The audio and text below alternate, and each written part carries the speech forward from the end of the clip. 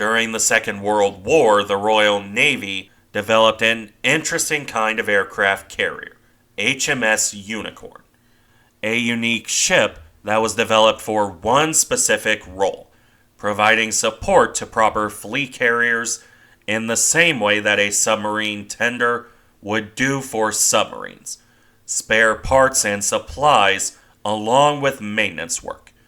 If this sounds familiar, there's a reason why I jokingly call Shinano HMS Unicorn after too many Wagyu sticks. That said, unlike Shinano, Unicorn would see a bit of combat duty. While the ship was designed for a support role, she also made a decent light carrier. Unicorn would, as a direct result, fight in a couple battles. This was fully intentional on the part of her designers, who gave the ship everything she needed to operate a small air wing. She would, in fact, even see service in the Korean War as well. You can see why Unicorn is such an interesting ship. In today's video, we'll be covering her design process and how the ship came to be, and from there, how she would end up spending time in direct combat, starting, of course, with the design process. This originated with the Abyssinia crisis in 1935 and 1936, the lead up to and the main stages of the Second Italo-Ethiopian War. While the British weren't directly involved outside of protesting Italian actions, the Royal Navy was mobilized, the Mediterranean Fleet in particular, just to be ready should the war spread further. This wouldn't happen, but for today's video, one aspect of this entire affair is important. The Mediterranean Fleet calculated potential aircraft losses. This came out to 20% lost or damaged beyond repair in a hypothetical operation, with another 10% potentially grounded for repair work that couldn't be done aboard the ship. 30% would have been a catastrophic loss rate for any aircraft carrier. For British carriers, the armored carriers in particular, this would have been disastrous. They had fairly small air groups to begin with compared to American or Japanese practice. Just 36 on the then in development armored carriers. Now this was still just theory. The British didn't engage in combat operations.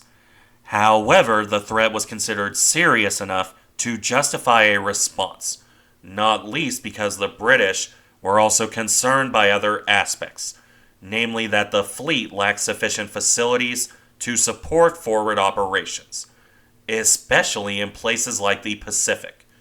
As such, the controller, Admiral Reginald Henderson, began to push hard for a depot ship, and more importantly, a depot ship that could operate as an emergency carrier. He wanted a ship with a full flight deck and the facilities to support combat operations in addition to repair and supply work, mostly because a ship intended for just aircraft maintenance was seen as a poor investment. Even ignoring the wartime use, the new depot ship could still be used for training in peacetime, whereas a ship developed just to maintain and supply aircraft with no flight deck was inherently limited. Still, what Henderson wanted wasn't a proper fleet carrier. The ship should, ideally, be relatively small and slow. The maintenance work was the primary duty, and the ship should be an emergency aircraft carrier. Otherwise, the ship was entirely intended to be kept back from the direct front line. That said, while the early design process began in 1937, Unicorn would have a drawn-out design process. Several options were proposed, some larger, some smaller, some faster, and some slower. Though as a general rule, the ship was never as large or fast as a proper fleet carrier. Even if she did carry about 2/3 the ammunition load, at least in theory. There's also one final note beyond this point that I want to make before wrapping up this section. Unicorn, in addition to supporting aircraft, also supported the pilots. In particular, the ship was fitted with a large sickbay and hospital, even including dental facilities. This was extended to 2 emergency medical stations for frontline duty. And that rounds off the background, or at least a summary. I might go back at some point and do a more detailed dive on the various stages of the design. Regardless, after this winding design process, Unicorn was finally approved on March 30th, 1939. At this point, she was formally designated Fleet Air Arms Supply and Repair Ship. Again, not an aircraft carrier, technically. By the time she was launched, though, Unicorn would just be called Aircraft Maintenance Carrier, still holding to the fact she was a maintenance ship first and foremost, but a more reasonable title in light of her actual service.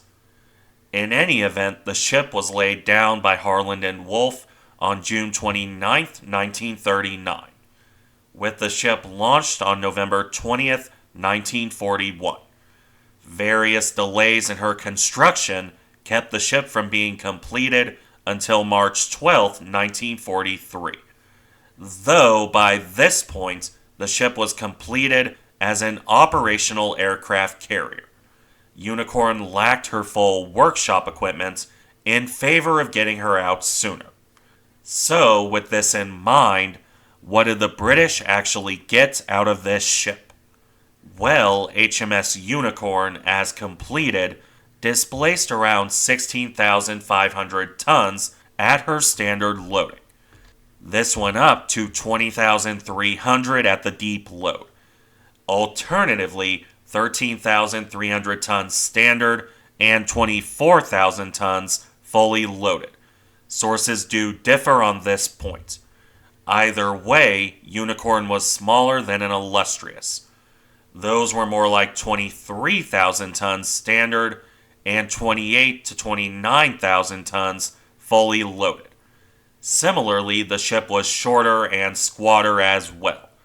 Unicorn was 640 feet, 195 meters long, with a beam of 90 feet, 27 meters. Illustrious was 740 feet, 225 meters long, and had a beam of just under 96 feet, or 29 meters.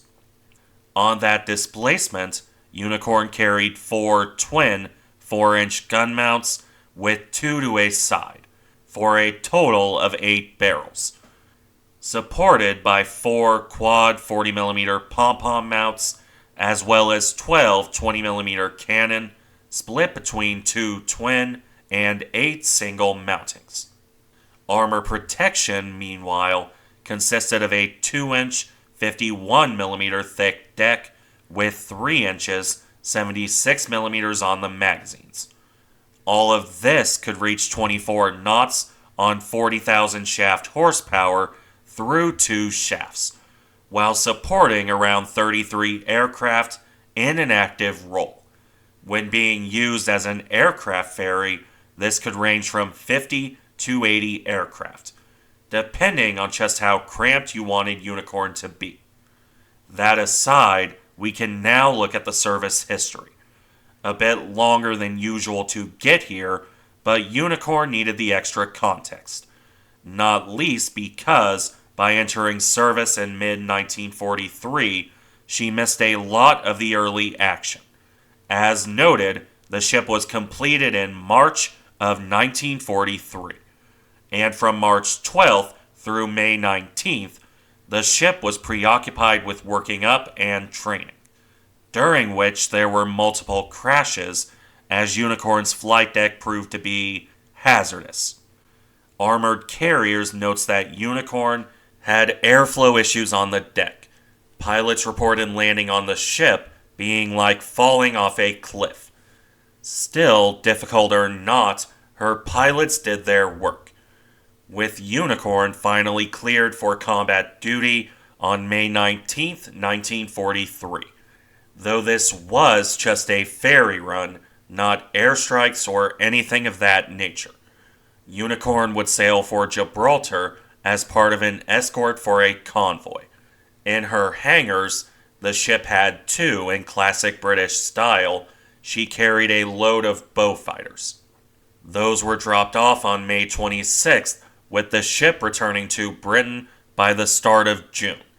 Her first voyage was largely uneventful as a direct result, outside of an attempted bombing by an FW-200 Condor that failed to land any hits. Not much of note would happen for June and most of July either. Unicorn returned to training work for the most part, with one exception at the end of July, specifically July 27th. On that day, Unicorn joined up with a task force built around HMS Illustrious. The ships did an offensive sweep off Norway intended as a feint to distract the Germans, and to some extent make them think an invasion of Norway was imminent, instead of the actually planned landings on Sicily.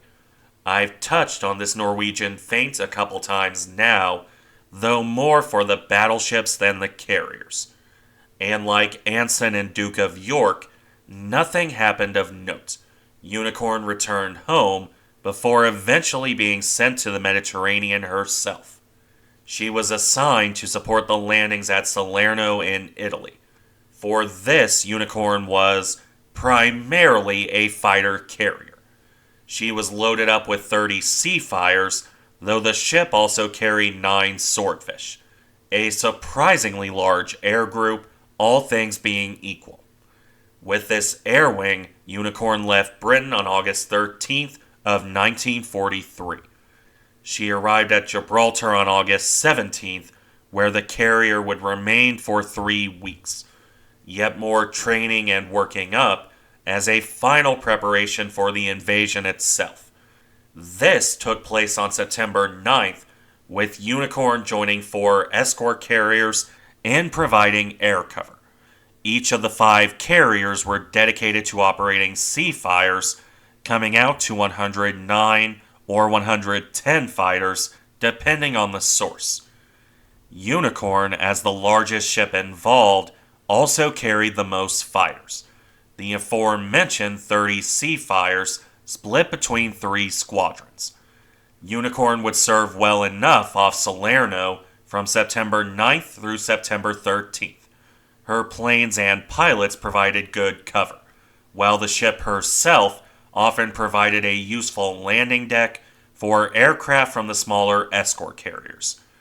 Unicorn was limited, however, by only having 2 elevators. This slowed down her flight operations by quite a bit. Still, she served well. Unicorn performed 198 sorties in all, with no fewer than 75 on the first day alone. Something made all the more impressive because this wasn't the plan. Projections had expected an airfield captured ashore on the first day. As it turned out, it took 3 days before an airfield was under Allied control. That said, Unicorn would depart the area on September 20th. Her job was done by that point, and the ship was sent home. Unicorn arrived back in Britain on October 10th, and on the 13th, she entered dry dock at Belfast. The ship went in for the rest of her repair and maintenance equipment at this point. With more than enough escort carriers for secondary duty in Europe, Unicorn was intended for the Far East, and on top of this, for her original maintenance role. The ship was removed from her active carrier duty at this point. With only a small core of active flight crew, the ship was sent off to the Far East at the end of December 1943. She would drop off a load of aircraft in India on January 27th, and then arrive in Ceylon on February 2nd, at which point, well, Unicorn did the role she was designed for. For the rest of the Pacific War, Unicorn would operate behind friendly lines. The ship served as a maintenance carrier or aircraft ferry for the most part. Occasionally, she would also assist in training various aviators, though the aforementioned landing issues limited her utility in that particular role. Regardless, Unicorn would see no more combat duty. She remained on support work well away from the front line, with one of her most notable events coming in a refit in South Africa at the end of 1944. This saw the ship fitted with new equipment, allowing her to support the American aircraft now making up the bulk of the fleet air arm. Other than this, not much of note really.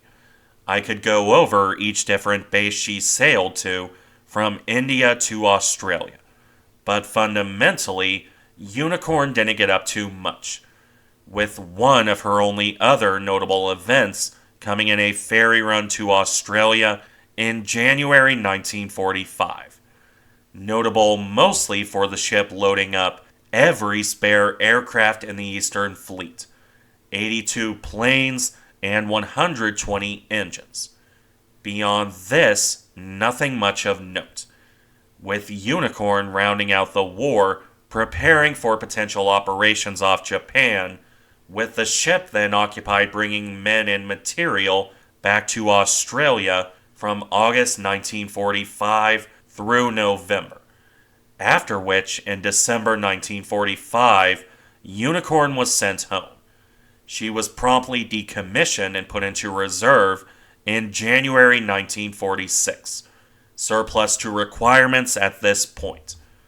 Now, for a lot of ships, the story would end here. That wouldn't be the case for Unicorn. The ship did remain in reserve for years. However, she would have one final stint of duty left in her. The carrier was pulled out of reserve in 1949, initially to support the Far East Fleet and specifically HMS Triumph. This was uneventful enough and would likely have remained so. However, events would overtake Unicorn. While the ship had served well in her support role through 1950, she was intended to return to Britain by August of 1950. North Korea threw a spanner in the works, as it were, by invading South Korea on June 25th of 1950. Unicorn's trip home was canceled, with the carrier brought back into the role she had served in 1944 and 1945. Aircraft ferry, maintenance ship, and all-around support carrier. Unicorn would be the forward end of a supply train stretching 12,000 miles. Other ships would ferry supplies and material from Britain to Singapore, while Unicorn would then move them to the active flight decks off Korea. Unicorn would deliver aircraft, engines, and other supplies to the forward carriers. She would also carry troops to Hong Kong or other forward bases. For the most part, though, Unicorn wasn't employed on actual combat duty. For the most part.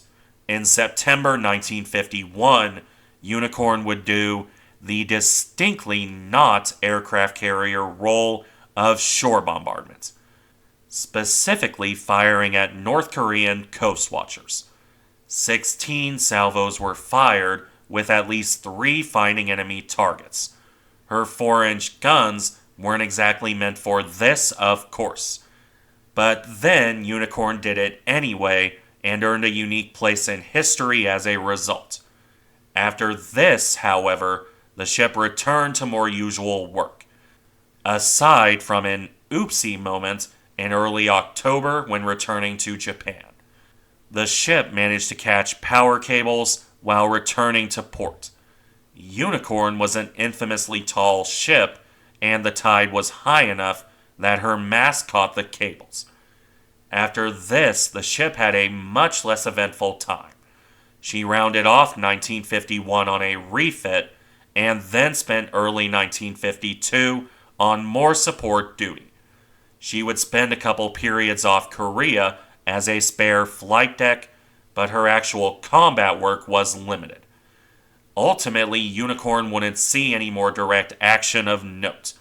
She would be pulled from Korea on October 15th, 1953.